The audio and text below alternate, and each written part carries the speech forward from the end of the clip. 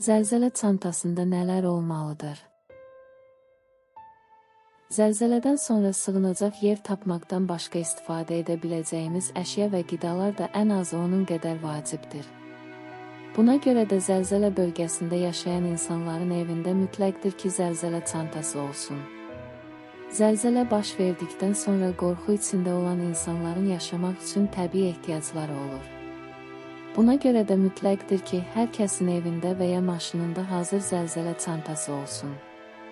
Bunun üçün lazım olanlar adam başına 1 litr su, konserva qapağı açan və bişirmək üçün kiçik soba, ilk yardım çantası, plastik qablar, maksimum enerji saxlayan əl fənəri, yanğın söndürən, ev heyvanı varsa onun üçün yemək və sudur.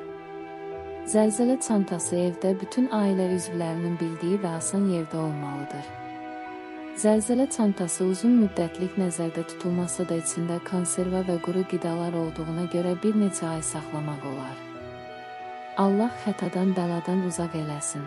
İzlədiyiniz üçün təşəkkürlər. Belə videoların davamı üçün kanala abunə olun.